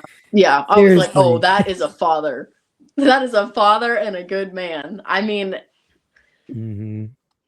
oh, I he legitimately, I think, is probably my favorite non Straw Hat character. Mm. I think Mhm. and now Marineford is fresh, so that's it. You know, it's definitely subject to change, but I genuinely was so impacted by how good I feel like. You know, we got to hear a lot about how good of a pirate and a man Roger was, and we saw, you know, we've seen bits of it with Shanks and how he was with Luffy, but I feel like Whitebeard is like the first really good example of how a good man can choose to become a pirate. You know, and Yeah. it doesn't make him a bad person. You can be a pirate and still be a good man. Yes. Um, and again, I think it's really telling for the rest of the story, and you know, and adding Blackbeard in at the end adds a whole other dimension to it, because you're That's where like, I the was going pirates are the next. good guys, and then, you know, you're like, oh, actually there's stuff there. That's right, there's another kind of pirate out there. So you got so Blackbeard comes back. They have their whole scuffle, and that was insane. Yeah. But that's not even the worst part. You know, the No. worst part is him going under the sheet. And now apparently you can have two devil fruits and you stole his from his dead body. What was your feeling, immediate reaction after that? I literally wanted to crack my laptop in half. Like, I think when I read it, I slammed my laptop down. Like, I was so angry. I was so angry. I was Oh, like, shoot. okay, okay. I didn't know. It's just Marineford is terrible. Well, it's not terrible. It's in the best way. It's terrible. Yeah. But for someone unspoiled, I did not know that Ace was Roger's son. So that is a major thing. I remember, then, you were like thinking they had a connection to Luffy. Yeah, Roger had a I connection was to Luffy. I like, oh, remember that. Dragon's gonna show up and save his kids. And then I'm like, Mm-hmm. oh, okay. So this guy's got no parents, actually. And then, you see Whitebeard, and then Whitebeard gets stabbed by one of his own guys, and that's a shock. And then, obviously, all of the up and down and the devastation with Ace. And then Whitebeard just takes the tremor fruit, and I was so over it at this point. I'm like, all right, literally wrap it up. I was like, Akainu, why don't you guys kill each other? Like, that is the only way that we can salvage this. Wow, that's funny. I was like, this can't get worse. Like, it is so bad. And then again, I think it's like, it's just crazy. It's seeing both of them, Akainu and Blackbeard, seeing them both that angry and bloodthirsty and just crazed in their own desires for justice, for piracy, for whatever they're planning or wanting. It was a great parallel. It's a great parallel that both sides can have good and bad. You see Kobe calling out, hey, we got to stop that, so he's a Navy guy. He can, it's such this, it's really, really, really intense. But the way that Whitebeard, he didn't have a single mark back. I mean, he had the coolest death of a character. I mean, one of the coolest deaths I have seen. The One Piece is real moment. It was so good. I think it's one of my favorite chapters. Was like his final stand in the manga that I've read. It's one of my favorite chapters. So then to see Blackbeard just desecrate that part of him, it is like a level of evil and unhinged that I was just not prepared for. Yeah. And then he's there with his level 6 cronies that are all like complete psychos, and you're like, the panel of him saying my era has begun, and he just looks so unhinged. And wild. My only saving grace here is that whenever I need to watch the anime and hear him, because the only voice I hear him in is Pete from Mickey Mouse. So it sounds so comical when I read him. So, it's like my era has begun, and I'm like, okay, well, he sounds a little goofy, but it's like the only thing that kind of breaks the tension of ice for me. But it's a lot. It's a lot. It's so devastating, because you're like, the pirates are the good guys, and then Oda just crafts this diabolical meteorite smash side plot here where he's like, actually, this is what the Navy is against. Like, this is what the majority of people, this is what they think that all pirates are, so he's just so good at that. You're like, this is a black and white situation, like Whitebeard pirates are in the right, and it's like, well, is it? Because exactly, again, Blackbeard came from Whitebeard's crew, so they could draw the connection there. They're like, oh, Whitebeard was in on it, or it's just crazy. It's really wild. It's a whole arc of just conflicting moralities. That's all you're dealing with. Yes. And then you see this like psychopath Doflamingo hysterically laughing the whole time because he's like, oh, just loves the chaos. I'm so terrified of him. I know we're Yeah. gonna have to deal with him at some point, and I can't wait, but I can. Like, I know it's gonna be so nasty when we get to it. But you know, just the fact that he's feeding off of it and Yeah. loves the chaos, I don't know. It just was so chilling and fitting for the arc, you know? I mean, man, yeah. Oh, yeah, it was crazy. I mean, seeing like Mihawk and again like Crocodile, like seeing them start fighting it out. Their clash. Yeah, just that was so cool, by the way. No, I agree. That was actually one of the things I wanted to ask. I know I like skipped around all the battle parts, but just a quick thought on like you saw some of the strongest people in the show at not their strongest, but you've seen them do things on levels we haven't seen. We're seeing Whitebeard literally turn the ocean, literally like what? Like even the first attack he did, cracking and like the freaking tsunami is like that first iteration of his devil fruit. It blew my mind. I mean, wow. I mean, like the fact, and he's huge. Yes. I mean, this massive man who has the power to literally shift the earth and break it apart. Or the fact that even when he did it on, he was fighting some guy, he had the armor on, and he cracked his helmet and shattered it. Oh, yeah. I mean, like, so cool. He literally made it into a punch and just bam. Yeah. Oh, it was amazing. And then seeing like Mihawks, like we haven't seen Mihawk since his fight with Zoro. And I mean, dude, like sliced an entire mountain range back there or ice or whatever it was. And like casually. Yeah. Like no big deal. So I feel like it's such a really Doflamingo, right? All of a sudden we see Oars Jr.'s entire leg come off and you're like, what? I blinked.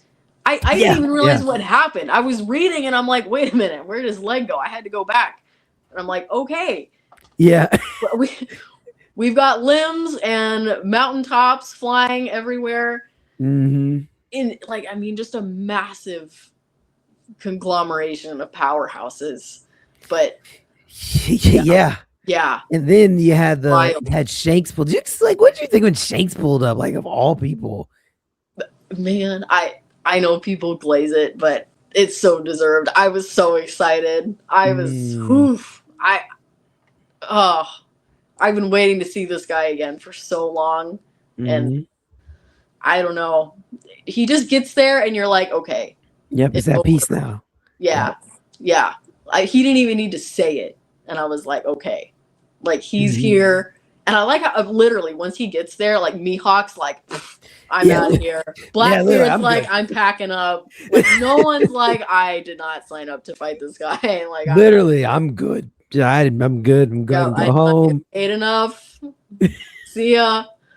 Like that was just it. Like they all just dispersed, you know. And I think, and then seeing him say, you know, I won't allow you guys to disgrace and dishonor their deaths any more than you are. I think it was such for Sengoku especially, like that was such a humbling, like you need to take responsibility for this. Like this was a shameful front by the Navy to continue this when these two are already dead. So, you know, I loved it. I mean, he called everybody out. Yeah. You know, he was like, Blackbeard, you want to fight me right now? I don't care that you just took Whitebeard's fruit. Like, why don't we have it out? And he's like, yeah, I'm good. You got the Kizaru and the Ben Beckman situation. That was pretty cool. That was crazy. Yep. That's the first time I've seen Kizaru be like, I really don't want to. He's like, okay. I guess the Celestial Dragons will have to get mad at me because I'm not getting involved with this. Yeah. So I wanted to ask just a couple of questions about post-war and then a couple about return to Sabaody? Because I know you're in Fishman Island right now, so Mhm. that'll be a whole different conversation. I'm not even gonna touch that. Yes. So you get actually just real quick before we even get into post war. I don't know about you, but I felt this sense of emptiness after the war, after Marineford, Yeah. because it felt like I didn't really know where we were going from here because they had you started to get the villages that Whitebeard had, like they were getting raided and people were going in because now he's not the protector of these places. I felt a hole of like emptiness and just uncertainty and uncomfortable. Like I actually had to slow down reading after it because I was like, okay, I just need a break. I feel Yeah. like I went through such a stressful time. And now you're telling me that the world is in chaos because there's literally no protector. There's no sense of protection. The Yep. Marines took away the good guy and they Yeah. think they did the right thing, but they've actually made it worse. Mhm. Yeah. How did you feel like in the aftermath of the whole thing once you finally got through Marineford? I think I was mainly in a state of shock. I mean, Mm. just so much has happened, and then you're seeing the aftermath, immediate aftermath of everything. Like you're just, I felt like I was so shell shocked. Yeah. It kind of, it was so crazy. But then, I think post war does a really, really good job of walking you through that grief with Mm-hmm. and processing what happened. I mean, it's a brilliant sequence in Mm-hmm. Summit War Saga. I mean, it's brilliant. But yeah, I was just because I didn't even think about that. You're so focused on Marineford, but it's like naturally everyone's gonna go, especially once Whitebeard made his, the One Piece is real and it invigorated all this new generation again. I mean, it just bred this entire new wave of chaos and uncertainty, again ushering in a new era, Yeah. kind of from where the last one left off. And yeah, yeah, it's just Yeah. a lot to process. I agree. I Yeah, agree. yeah. I And I think mean, most of all, seeing Luffy shattered, because yes. we've Yeah. never seen Luffy like that. So Yeah. you're like that for the world, but then even more so, you're like, where does Luffy go from here? Like, he doesn't have his crew, he doesn't have his brother, he's literally on the verge of death. I Mm-hmm. mean, Law, totally forgot about Law. Dude came, I was probably more excited about Law almost than Yeah. Shanks. I mean, dude came in clutch. Mm-hmm. Seriously, they would have been toast if Out of not. nowhere, I'm a doctor. I'll take him. I'm a doctor. Let me get him. It's like, Yeah, okay. yeah, yeah. Like Yeah. the rush, of trying to get out, from Kizaru and Kuzan, Mm-hmm. and literally all three of them raining pretty much hellfire Yeah. into the ocean, crazy. It You was know, it was a lot. I'm still processing it, honestly. no, I totally agree. And even since we're talking about the post war, we got to talk about how mean Oda is. Because Oda's a little bit mean sometimes, right? Ugh. We get to have the flashback of like Ace and Luffy as kids. And it's like, man, it's wholesome. But Oda, Oda when it's too wholesome. There's always something around the corner because we get Sabo, who we grow to love, and then they take their sake cups and they all become brothers. And it's like, Yeah. cool. And we're all going to set off and we're going to set sail and we're going to do our thing. And then they just kill Sabo just on the way out. They shoot his little boat. It's like, why can't we ever just have like a wholesome moment and, just enjoy things, One like nice flashback would be nice. One happy, joyful, all the way through. No last minute yeah, deaths or anything at the end. Just yeah, a wholesome flashback would be nice. Yeah. yeah. Yeah.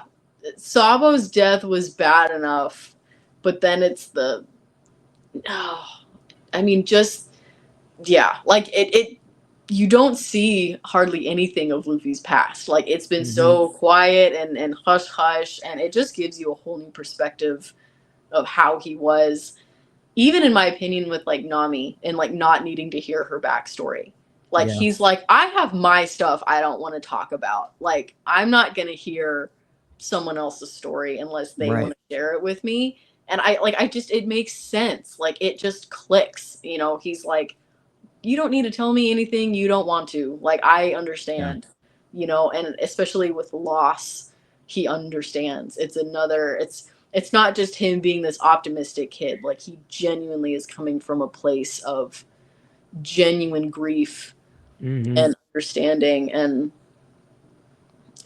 Jinbei's speech to him, and that panel of him saying, I have my crew. I mean, I need that framed and on my wall. It is the like most pure form of One Piece, in my opinion. Like, that is One Piece. That is Luffy. Like, it's his crew. It's he and his crew against the world, you know? Like, if he has nothing, he still has his crew. And it's such an important, like, tie back, because he's been without them. I mean, for us, it was, I think for weekly readers, it was like a full 2 years about. Yeah, well, I wasn't weekly at the time, so I can't fully speak to that, but it was probably a while. I'd believe it. I'm not sure, but I think there might have been a gap in there. Yeah, I mean, from Amazon Lily through post-war, I mean, it was, I can imagine. Yeah. It took a minute. And then the additional time, you know, that he took. Yeah, through the flashback, through Impel Down, Marineford, all those chapters. Yeah, that'd probably be a couple of years. I agree, because I think probably if Oda's doing 30, 35 chapters a year, then you're looking at a couple of years that you don't see. I mean, I was without them for like a month and a half, and I was like, please, I need them back, you know? So I'm sure it just, the impactfulness of that panel, for anybody at any stage consuming it, watching it, reading it, it was just amazing. But seeing him just, again, it's denial, and then it's anger, it's sadness, it's acceptance. It was so beautifully well done. And I have infinite beef with these celestial dragons. That we can both agree with. That we can both agree with, because it's, but I will say that, speaking of celestial dragons, at least because we're talking about Sabaody now, we're returning to Sabaody. That should have been a great vibe, and it was funny because now you've got a fake Straw Hat crew that's on the island. So how was that for you? Oh, it was great. It was great. It was fantastic. I actually loved that. My comments made me aware that in the anime, it's the same voice actors for the crew, but they're just swapped, which I found hysterical. Well, I was annoyed initially. I'm like, who are these like phonies trying to coin off of my crew here? Right. But then you find out that it's, you know, it actually works because the Navy is going after them. Which I was not a huge fan of Sentomaru from the first encounter, but I did kind of laugh because he rolled up and immediately was like, these clowns are not exactly like, you're not them, like, you idiots. Because I was wondering, I'm like, how is no one realizing this? And then he comes up and clocks them instantly. He's like, this is some hogwash. What are you doing? Even Chopper is like, oh yeah, you're the real deal. Like, I don't know, Robin got kidnapped. I'm like, Chopper, dude. You're we an were in animal, isolation man. too long. We were. You would think like your sense of smell, like I get it's been a while, but like, come on, man. But I get it. You know. Yeah, it was so funny. And seeing like how each crew member had changed, and Rayleigh, man, I talk about another really amazing, cool character. I loved seeing kind of his bond really strengthen with Luffy, and his final send-off. I mean, tears. Yeah. Such a cool relationship and dynamic. It was just great. You know, you feel I feel like the return is like your heart just feels full. And then, you know, I feel like Fishman Island, at least for me so far, has just been Oda having fun writing whatever the heck he wants. Because it's now that we're out of pain and devastation, he's like, all right, I can crank the humor and chaos, kind of play around a little to bit. 1,000 again. Yeah. Because I saw I think if he might have dropped the video today about Sanji with the nosebleed. I know you talked about it. Was that today or was it, I know it was recent. I think it was. I think I uploaded it last night. So okay. Yeah. Okay, yeah, that's exactly same. So he's having fun, you know. So it is definitely a different feeling, change of pace, and you know, obviously in Oda fashion, when it's too wholesome for a while, you know. I know. Yeah. I'm waiting. You know how this goes. Waiting for the shoe to drop. I'm like, I've been smiling for too many chapters in a row. Exactly. I'm doing too much laughing. There's something around the corner. I'm like, all right, which of the characters are disposable? Like, how many are we gonna lose? Like, we've got the Little Mermaid girls, we've got Kami, we've got Hachi. I'm like, all right, how many? Tell me the death toll so I can prepare. I'm so not ready. And that's like not even including the flashback. Like that's a separate deal with loss, you know. So and all of the lore that we're getting to tying into Arlong and everything, it's really good. I love lore piece. Give me any background that you can. I live for it. So I'm really excited to see what lies in wait. Big Mom was just mentioned as well. Yeah, I saw that video. I'm really excited. We're gonna, you know, it's like it makes sense. Whitebeard is gone now. I will say, which I guess I had it in my brain that there can only be 4 emperors at a time. But then the comments were like, no, it's not like the 7 warlords. There can be more than one. Because I'm like, I feel like Buggy, it would become one of the next emperors after the whole bit in Marineford. It kind of seems like it wouldn't be. Like, I don't know. Just with the gig and how he is, I kind of felt like it wouldn't make sense for him to not become an emperor after all of that. Yeah. Continuing with the bit. But then there's Blackbeard. But also we see him at the beginning and he's like on a raft. I'm like, what do you mean you have 2 devil fruit powers and you're like sailing on a dilapidated raft? What are we doing? Like, it's the he's just different. he's just like, you broke into the prison, freed all of the most dangerous criminals, took the devil fruit of your former captain and emperor, and now you're on a raft. Like, I was literally he doesn't make sense. I'm gonna be honest, he's like high level smart, but the things he does just doesn't make sense ever. Sometimes they do make sense, they just don't make sense yet. He's just, I don't know. I don't even question him anymore, honestly. I know. He makes me so mad. I'm like, you idiot. Like, what do you mean? You took Whitebeard's devil fruit and what do you mean? You caused all of this and you didn't plan to like get a warship? And his crew is asking him the same thing. They're like, did we like really follow this idiot? Right. Like, what is he doing? So I'm sure he'll have concocted some disgustingly dangerous and huge pirate ship in the New World later on, but I'm like, man, I'm not excited to see him again.